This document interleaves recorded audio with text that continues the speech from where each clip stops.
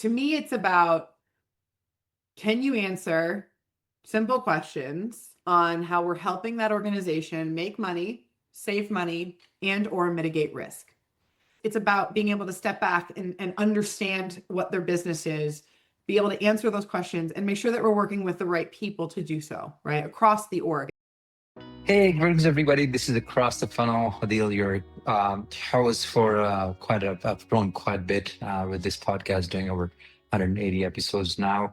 And we've been exploring different organizations post AI impact, I would say, in the past 1 year. A lot has changed. A lot of these organizations has consolidated. A lot of these adjacent I would say teams across the GTM functions have consolidated, and this become a pretty growing pain over the past 2 or 3 quarters to how to manage, I would say, productivity, focus across the sales organization, and compensation management is one of the biggest talk of the town, at least here in the Valley, because every sales leader thinking about how I'm going to get paid, how much I'm going to get paid. Like, things are so uncertain for a lot of sales leaders that we spoke to.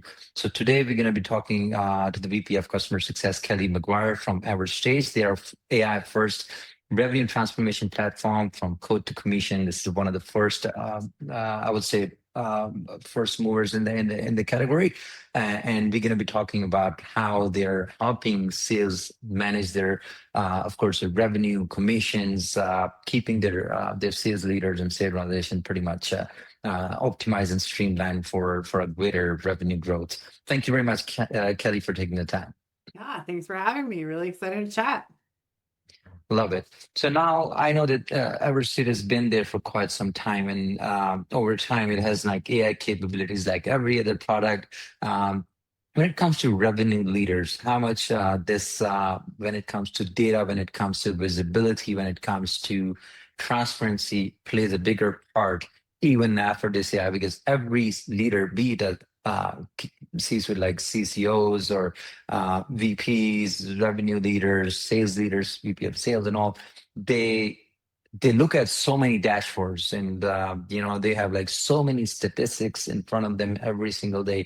Whether it's an internal meeting, whether it's a board meeting, they are dealing with dashboards. So being somebody like Everstate, pretty much integrated in the workflow, how does it change with this AI, and what kind of impact it has made so far when it comes to compensation management, when it comes to productivity of these sales organizations?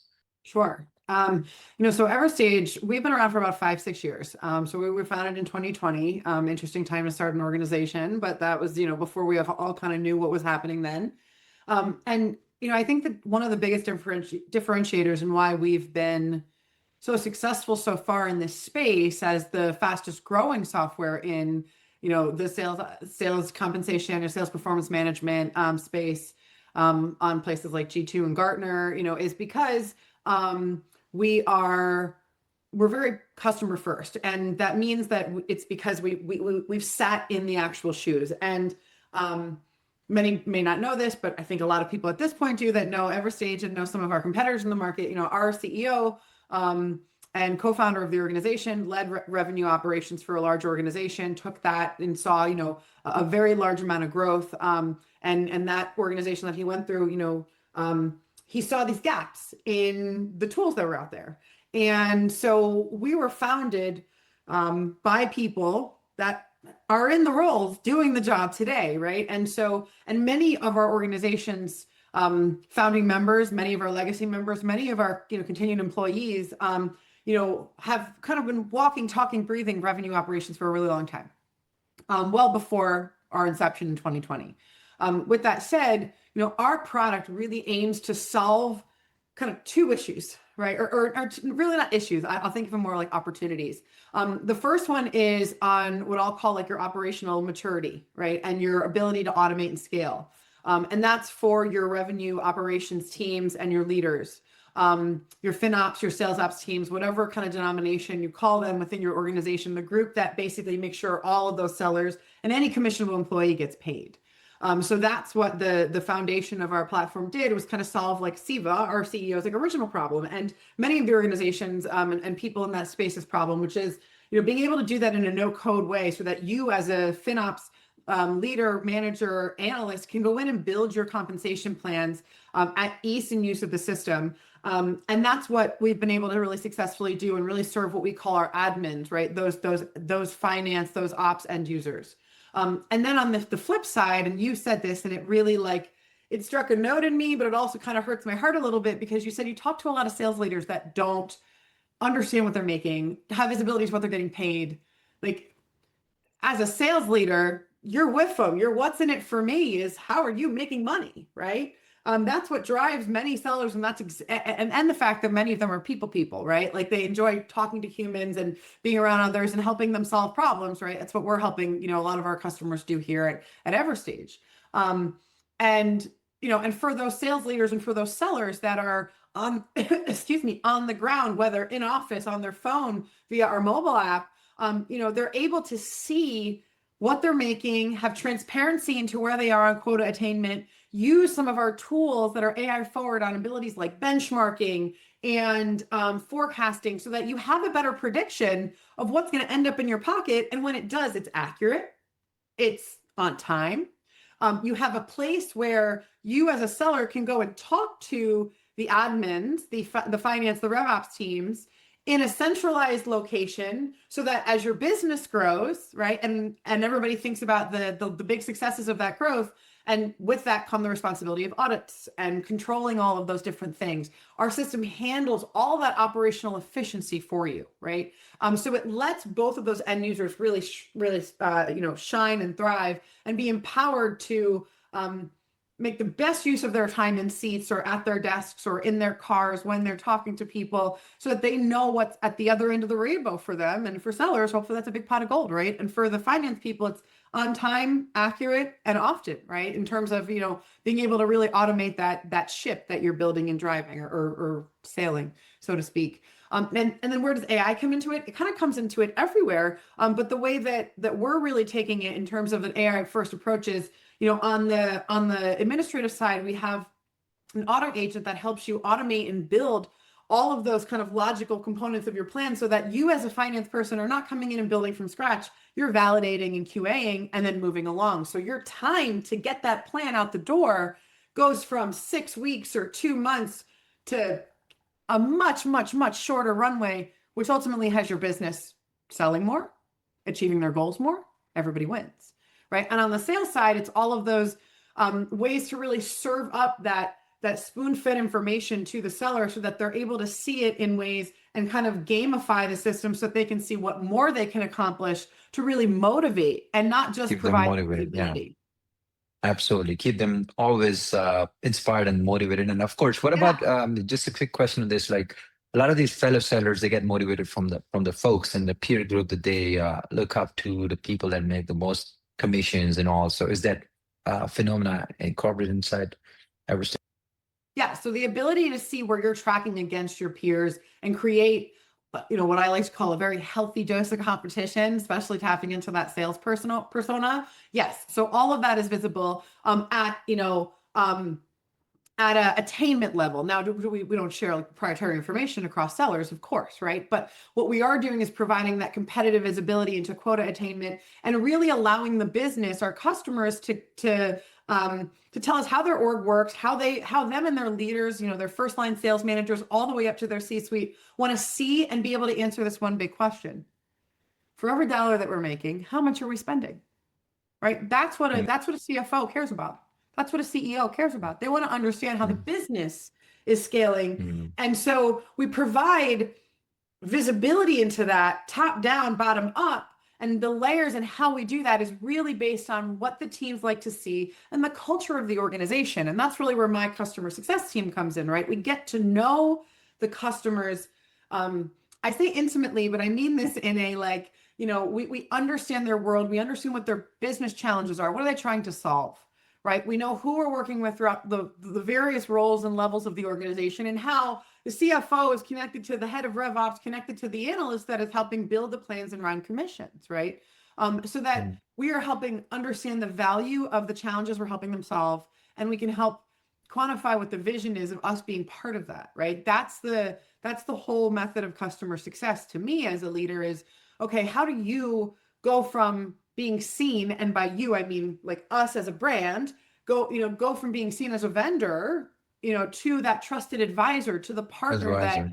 that when they're thinking of their commission strategies going into next year, they don't just think about the fact that they're building it in Everstage, but they want our teams to help guide them, because we're people that have been in the role and sat in the seat, and we also use our own software. So we're drinking our own champagne, so to speak, and it's really allowed for this community to foster within our customer base, but also just within the RevOps community, which I think, and I've been to, we host on a monthly basis, we host in various cities throughout the US, and variety of places outside of that as well. We call them GDM mixers, right? They're basically a small kind of panel of RevOps professionals that come together and talk about common things that they're facing. And then we normally feed you and, make sure that you go home with a full belly type thing. And we create this network of people that have said to me at these meetings, like, yeah, we don't get a lot of these in our city. It's really, really great that we can come here and learn from professionals, because for better or worse, the teams that are using our software from the admin perspective, those RevOps, those FinOps, those sales ops teams, they're normally small and mighty, right?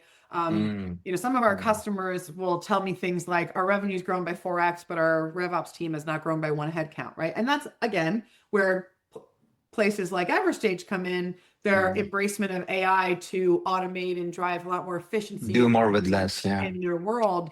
And that's what we're helping them do here at Everstage, for sure. Interesting. Love it. This is so amazing to see that how you're not only helping them optimize the revenue and get visibility into across the organization, but also to automate, to make sure that they do more with less, because every founder is now trying to have their AI implementation inside their vertical agents, all of this. So now, as building has become easier than ever, distribution, sales, all of this has become harder than ever. So a lot of these early set companies that you might have come across using Everstage and they're fast growing AI startups. They are thinking of hiring their sales around this. What is this segment of new age AI first companies thinking of hiring their first RevOps or VP of sales, or building their commission plans and all of this? How is this experience going with Everstage so far? I just want to get more knowledge into how these AI first companies from I would say 2023 beyond are thinking about this problem, because this is going to be a big problem going forward. Yeah, I don't see it as a problem. I see it as an opportunity to have the right partnerships at the right time. And Everstage, we have a lot of our customers are in the tech space, and a lot of them are not. So we have a very good spread across everything from SaaS and all things in that world, to manufacturing and to healthcare and finance. So our space runs wide, our net runs wide in terms of our ability to really help an organization in this way. And so the scale at which AI is coming at certain companies is sometimes faster, sometimes slower. Specific to tech, of course, I think that what we're seeing in that space is that they are also trying to do more with less, right? And a lot of that is unlocking efficiencies on their team, and that's really where we help, because we are taking a lot of the process, right? Customers that used to spend 2 weeks, literally processing commissions for every pay period, 2 days using our platform, right? And so that allows them to have the breathing room to work on other things without adding additional headcount, right? Still continuing to create that priority that is RevOps. And, Everstage, in the last year and change, we've added additional products into our suite, right? So now, beyond just sales compensation management, we now have Everstage planning and quota management. We have a CPQ tool that we are that we've come to the market with. We have other things that are basically, and all the systems talk to each other, right? Which is what any operational leader loves, is the systems are all feeding from the same place. So there's one source of truth, right? We all know, especially when we do any type of project that involves data, you start to open the closets and you find lots of skeletons, because you're like, oh, that hasn't been clean data for quite some time, and now I have this ripple effect. When an organization partners with us, we're helping them sometimes uncover that, and they've got to go fix and clean that on their end, right? But we'll coach and guide them on the best way to do that, because that's why we're experts. But then we're helping them really synthesize and automate that process, unlock all of the different kind of AI first and automated functionalities within our platform, from the end user as a seller to the executives getting the right level of visibility, again, to be able to ask that big question: for every buck that we're selling, what are we paying off that buck? Various Because that's the question the board's asking. And so we're helping at kind of every stage within the organization as it relates to that operational efficiency. And now that our product suite is growing in all of that AI first way as well, it's allowing for that kind of cross contamination in a good way, but like kind of connection of all that data in one place. Again, really unlocking those efficiencies for our customers. And the customers speak for themselves, right? That's why we're well rated on and top rated on many of our of these software sites, because we're in the people business, because that's what we're trying to do, is really, and again, that's what me and my team are really focused on in CS, is creating a great experience so that when you're making decisions, you have a bigger team than just that small and mighty group of you and RevOps to look to, and it's your Everstage folks. Yeah, interesting. And now you mentioned earlier that a lot of your customer segment lies in the tech space. I would say B2B SaaS, like a subscription-based products and platforms. Keeping in that, like for that segment, how do you define success, starting from maybe first point of interaction, which is post-sales onboarding, like your VP of success? We speak to a lot of CS leaders all these years. A lot has changed compared to when I started 3 years back. So now, thinking of your success organization, how you're measuring the success metrics across the journey from onboarding to adoption, that drives the retention, and then of course the expansion. I've read a lot of your G2 reviews and other platforms as well. So it's so amazing for people to speak so good about Everstage, not just like people that are forced, because I can read them and I see them. They're actually the legitimate consumer of your platform. So now, how you're making it a success across your organization? How big is your team? What kind of process you have, like in terms of playbooks and all that? Any platforms, Sure. any tech stack that you have to measure success? Sure. So I'm going to just go back to your original question. So I wouldn't say the majority of our customers are in tech. I'd say about half of them are in tech, right? Give or take. But we do have a pretty large spread. So, and I think how I define success doesn't change based on the customer. To me, it's about, can you answer simple questions on how we're helping that organization make money, save money, and or mitigate risk? Okay, now there's a lot that goes into being able to answer that, and I'm happy to kind of double click on some of those things as alluding to some of your question, to answering some of your question. But to me, it's about being able to step back and understand what their business is, be able to answer those questions, and make sure that we're working with the right people to do so, right? Across the org. It's not just working with the leaders, working with everybody within the org and understanding how they're what I'll call organizationally interconnected, right? So how the CFO feeds to the analyst and what those business problems are, what the challenges and reasons are for those problems, that type of thing. In this world of millions of tools, I am probably more selective than the average CS leader on throwing tools at my people. It's not that I'm against them. I am very much a lover of modern technology, but a lot of them are homework assignments and headaches and noise. And to me, I take a more methodical approach as it relates to like this philosophy and methodology that I've kind of built within my career and that I've learned within my career, that I've carried various aspects and built this methodology, which is really understanding the customer, understanding the different stages in which we need to work with them to get towards what we need to execute, which is lights on, value seen, and growth opportunities identified and nurtured, right? And really growth opportunities that are in line with their business challenges and how things are, how things are progressing in their world. But for us, the success of that starts well before the handoff. I think the customer success, and I've said this to more people that, probably everyone that I could, and I still say this a lot at Everstage, and it's really truly an organization that owns customer obsession across all aspects, which is why I'm here, because To me, customers are the heartbeat of the org. If you don't take care of that heart, what are we doing? Right? Why are we here? And I've worked at a lot of different places, and the degree of caring about a customer is kind of, has the scale has been different in all different places. Here, it's very high. Part of that, again, going back to what I said in the beginning, is because the people that built this and started this sat in the same shoes and have empathy and understand what you're dealing with. And we all stay modern on what's going on in those worlds because, one, they're our customer base, but two, we've created this community through a variety of ways to just nurture it. But to me, success starts when you first get exposed to our brand. Understanding who we are and what we do and really how we help solve your problems. And I think we're good at telling that story because, again, we have walked in those shoes. Our sales team, and I've recently made a post on this about on LinkedIn, I've spent most of my career in CS, even before CS was really a function. And sellers sometimes can sell the big dream that is not close to reality. Yeah.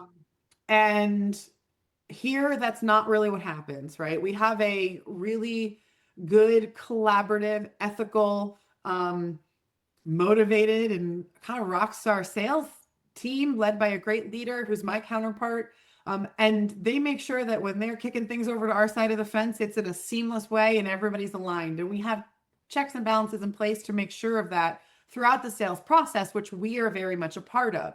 And again, being the type of org that we are, there is not I have a bigger job title than someone on my team or somebody in a different department and vice versa. There's different levels and titles, et cetera, but we're a very flat organization and we collaborate that way because we're all kind of in this together. And that's what you're doing when you're building something as special as what we're building here. But we have something that, I've created this form that basically we capture a lot of things within the sales process, and that gets transferred over to us in CS so that we have what I'll call situational fluency in understanding why the customer purchased, what their buying decisions were, what the challenges were, because I want my sellers to feel like I want my CSMs to feel like sellers because they are, right? When I'm trying to explain to my, 78-year-old aunt, what I do, I just say I lead sales teams because it's just easier, right? And part of it is because it's also true, right? We're doing it from this lens of we're helping you achieve a solution to a problem. We're helping you create this really strong value story.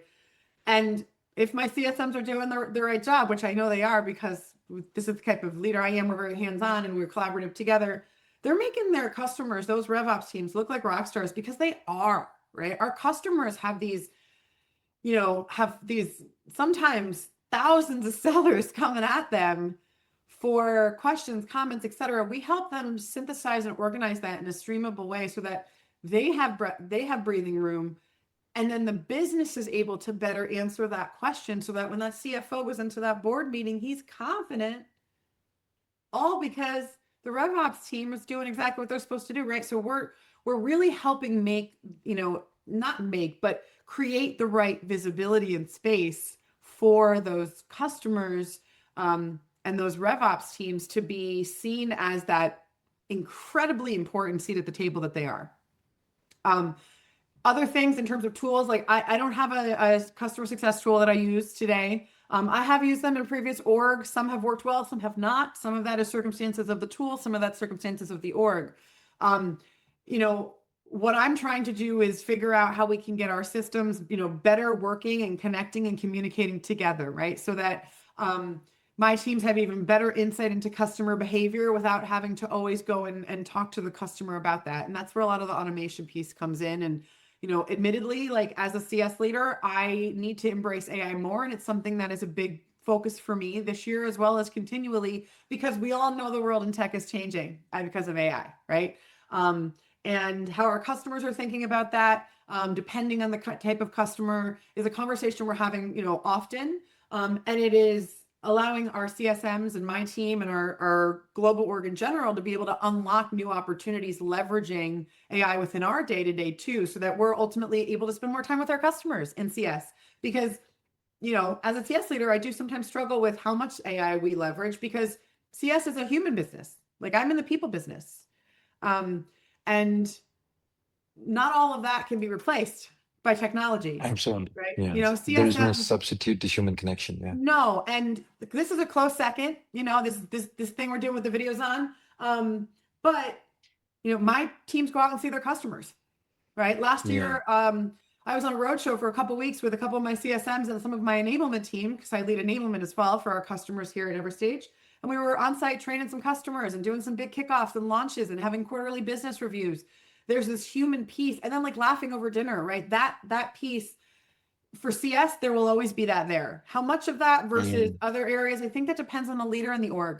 And for me, you know, that human connection and that ability to have EQ and that relational intelligence and connect with humans, that's why people stay too. Yeah. And on the other side of the table, on the flip side, even Yeah. customers are starting to, speak for more human interactions and connection. They don't want to talk to the AI all the time. And Yeah. I know there are some steps or models for like, let's say SMB or startup Mm. plans or something. But when it comes to mid market, any customer that they want to meet, they want to talk, they want to, sit down, and they want to be a good advocate for you. If you spend good time versus the technology or versus the AI and all those chatbots and all. Perfect. You already mentioned that you're doing some events across in New York. Like we have almost 30 plus startups from New York City alone, and over 70 plus from the East Coast. So, what is that one thing that you're doing the next quarter for them to, look out for having eye out for that, and then maybe they can reach you out and anything, any collaboration. I love the energy. That is infectious, and Yeah. it's your beautiful name, Kelly McGuire. I was just telling my wife. I was 8 months old, so we were just sitting together and I have this podcast. The girl name is Kelly McGuire. It's a beautiful name. So, Oh, thank you. of It's course, a lot Irish, of and people today is listening. it's Irish, and today's St. Patty's Day, so it's about as Irish as it gets. My name, and so I'm half Irish, and you know, Yes. putting me on the spot for an event right now off the top of my head. You know, here's what I would say to people that are listening to this: just go to Everstage's LinkedIn page and follow them. That we are active and vocal about all the opportunities. We have events all over the place. Right now, we've got a bunch of them in San Francisco going on. So that's where our events are based this month. Next month will be a different city, and the next month will be a following city. Beyond that, Mhm. we're working on creating some specific events for our customers as well as for customers and prospects and different industry professionals to blend together. So more to come on that.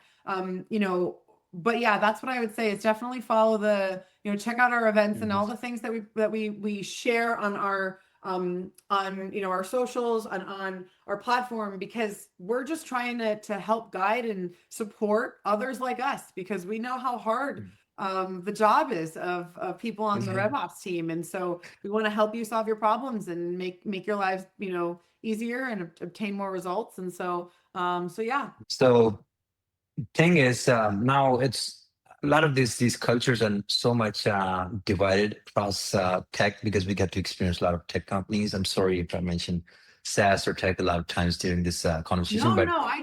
I want to make sure that like the audience knows we're not just pigeonholed in that tech Mhm. world. We do Mhm. have quite a range Mhm. of customers, but yes, tech is Mhm. obviously a very big part of our world too, of course. You mentioned sales enablement. The training part, the enablement part has been the biggest challenge because I know that sales and getting acquisition and everything has become so new because a lot of these startups that I'm talking about 2 years back, 3 years back, there is their plans and now they're struggling to read the next snap around. And of course, a lot of things are being pressed into sales and enablement and all that.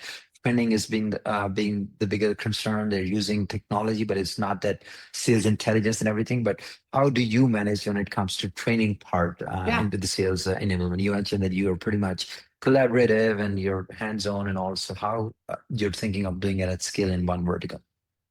So are you talking about training our customers or internal training? Training or internal training, yeah. Internal training. So, Mm. you know, it's not just between sales and CS, right? It's a whole company cohort. So product builds a roadmap that is generally built from a lot of our customer feedback, a lot of our team's feedback, a lot of the industry feedback that we have, and a lot of the innovation that we know we're headed, right?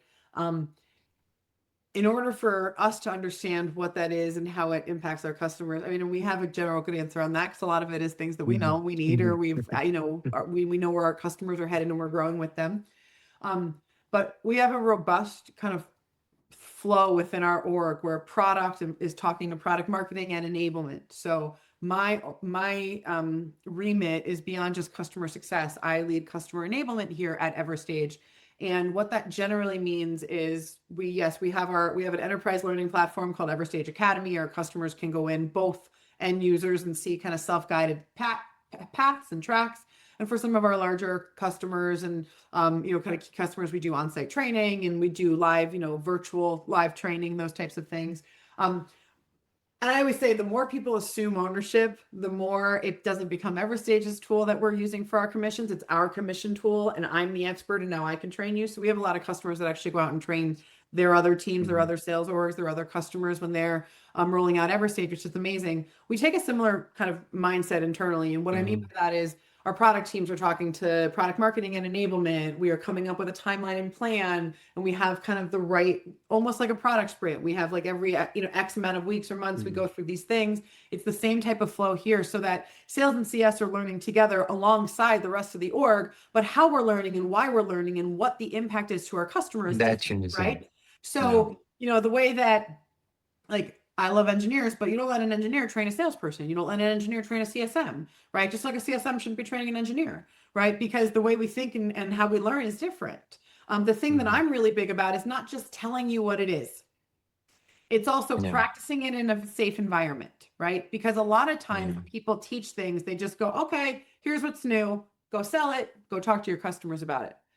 Now, what Yeah. we're doing, and we did this with our CPQ tool, which I love because now we use our Mhm. CPQ tool internally to do all of our quoting. My CSMs and our sales team, we were using it before it was out in the market, before we were selling Mhm. it, right? Mhm. And Yeah. now we've used it, and it's so much easier for us to become a product expert when we're using it ourselves, right? So again, Yeah. it's that more like that drink our own champagne. Like, we're really focused on really assuming ownership because we are people that do these things, right? My teams are commissionable, sales teams are commissionable. Like, we want to make sure that we're able to use the things that we're selling and understand the value because we've walked a day in the shoes. Again, back to what I Mhm. said in the beginning of this. That's just how we operate here. And it's why we're very customer focused, because we were and we are the customer. Yeah, and that drives like a lot of this customer education goes with that, and this actually educates the sales reps and educates the success reps as well while they're working closely with the customer. Absolutely. Perfect. Perfect. So now, I know that this is how long ago you joined? Almost going to be 2 years in the next quarter. How do you see this opportunity at Everstage, being a VP of CS? I know that you've been a long CS veteran for quite some time now. And what is the next that you're looking forward to within Everstage? Maybe a different role, or maybe a lever up, or what is that you think that motivates you and keeps you excited for this year staying in Everstate? Yeah, yeah. I can't believe it's almost been 2 years. I feel like I've been Mhm. here like 10 minutes, and also it all has always felt like home. Mm. Um, Okay. and I think that speaks to kind of answering some of your question, which is, when I met the people, starting with my boss, who's our CEO, Siva, when him and I had our first conversation, early on in 2024, I knew I wanted to work with him. Um, and I worked for, It's more for people, yeah. well, I've worked for four CEOs in my last couple of roles. So I've seen good and bad, and not just in Mm, CEOs, but in C-suite and leaders and in bosses and all the things, mm, right? Um, mm, every person I met here just was authentic, was genuine, was mm, kind.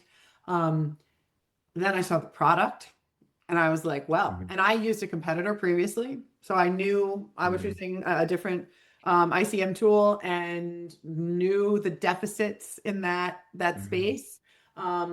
As a sales leader will call me and this tool was just so much more robust, more for the audience, right? Again, just back to the Yeah. theme that we really do kind of drink our own champagne. Um, so for me, the people and the product and the mission, um, you know, have brought me there. Um, the immense amount of talent that I work with every day, from customer support to implementation to my team in customer success to sales to product to engineering to marketing. We have really good, smart people, some of the most talented people I've ever worked with in my career, who are intentional about what we do. And yes, we're still a growing tech SaaS world startup where we're, moving fast and breaking things sometimes, because that's kind of the world we're living in. But the intention and the why we're doing things is so incredibly right. Like I don't have like a Mhm. fancy word for it. And something in my gut, like I'm someone who looks at logic, I look at data, I look at facts, and then if I'm still not sure, I like, what is my gut telling me? I'm like kind of holding my core for a second there. And in my like gut, I knew that this was the place, and I was right. And I I mean, yes, as a customer success leader, there are aspirations that I have about growth and opportunities to continue to make a bigger impact in any organization that I'm at. And I think I definitely have that here at Everstage. But my bigger focus is around making sure that our teams and our customers are growing and evolving and seeing Again. success. That's what really like fulfills me. And yes, I'm hopeful that will come with, growth and title and things of that nature, as any natural ambitious leader wants. Um, Mhm. but that's almost secondary to the outcome of what we're trying to do at Everstage, which is really continue Yeah. to disrupt this market, and do it with that, AI first, innovative, industry leading lens. And we've been able to do that with our recent product launches, and hoping to continue to do that with some other things we have coming. Um, and just honestly having fun with the people we work with along the way. Like, our customers are great. Yeah. They're Yeah. tough, as any customer should be, because they're the customer. Yeah. Um, Yeah. but our teams are smart and so capable and so willing, and just, yeah, we have a really good time doing it. So it's been a really, really great step for me. And yeah, I mean, I'm a busy person with packed days, and I was on Mm. 30 plus planes last year, for work. So I mean, I Oops. travel a lot. Most of them are to Mm. customers, because that's how I roll. Mm. Um, Mhm. but I wouldn't trade it, So it's been a great almost 2 years, and I'm looking forward to more.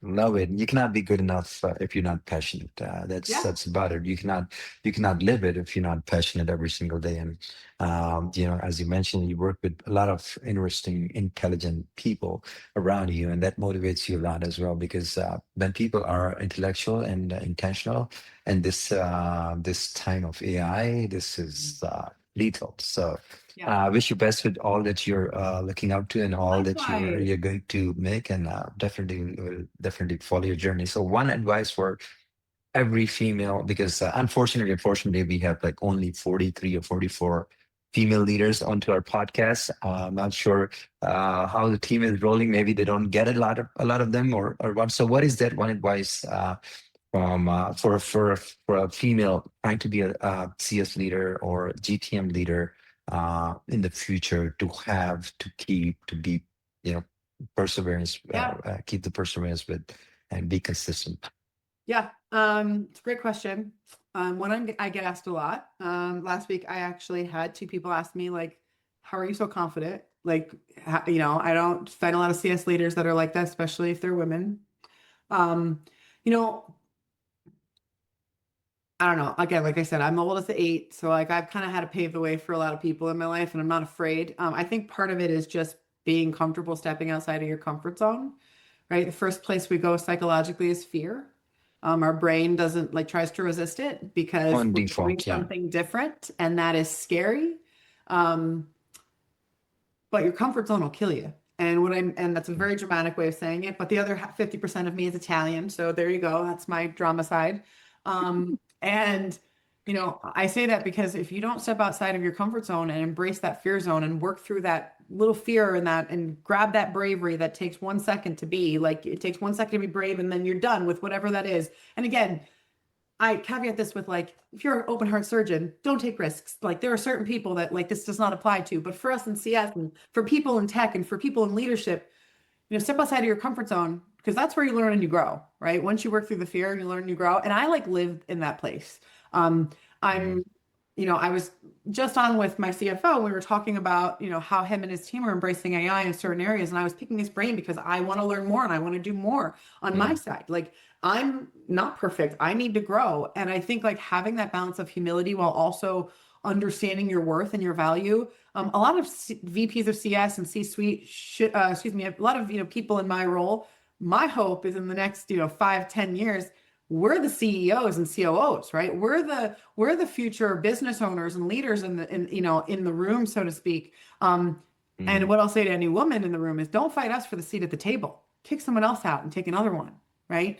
Um, mm, I've worked with a lot of really, really wonderful female leaders in my career, and I've worked with some not really great female leaders, and that can go applies for anybody. But mhm, um, mhm. a lot of that is about competition, and we don't need to compete with each other. Like Yeah, the world tells us to, but we need to stop because there's like no point in that. yeah, And yeah. and so for me, I think Comparison and competition, actually, it's counterproductive. it is, right? So, I embrace my comfort zone. I encourage people to do that as well. And I am always happy to help people see how to do that and work through that. It's something that I do with a lot of people, kind of in and outside of my professional network, is kind of coach them through those Mm. moments. Because I know it's not easy, but then once you do, like you're through it. And again, like Yeah, you learn failure is not fatal, right? Again, yeah. unless we're a heart surgeon, different story. But like in life, for the most part, failure is not fatal. We learn, that's Yeah, we okay, learn. you I know? love this story that Bill Smith brought up of his experience of skydiving, and he said like on the maximum point of fear, you hit the maximum amount. You hit happiness. When he was out and he was jumping out of the plane, and at one point he was like, of course, it was scary, and when he shot that video, and I was watching it because I'm planning for the skydiving next year too. And he then explained that I cannot like explain the amount of happiness it hit Yeah, at the maximum stage of because you're fear. realizing new Uh, things. Yeah, you're stepping out of your yeah, comfort zone and you're experiencing something for the first time. You know, I think people who stay in their comfort zone their whole life, that's sad to me because I'm just like, what are you not experiencing because you're afraid of trying? yeah, And again, absolutely. It there's is. there's exceptions to every rule, but like if you follow that Mm, rule, to me, especially in like life and in business, it allows you more good things than not, especially in those moments where you fail because you're going to learn. yeah, you learn. You learn. You never try that. That's what Chris Martin Coldplay say. You never know if you don't try. So Yeah, you gotta try, and you gotta go first, and you gotta experience, and have it and take it as an experience, whether it's a failure or a success. agreed. So, Kelly, it was really inspiring, insightful conversation. I love the energy. It was pretty infectious. And just like your name, thank you very much for giving the time and sharing all these interesting facts and your stories and being so concrete about it was Yeah, was was sure. so epic. Sure. It was great to meet you and best of luck with everything. Looking forward to seeing how this comes out and good luck with the little one. Sure. Thank you very much. God bless. All right, I'll talk to you soon. Bye-bye.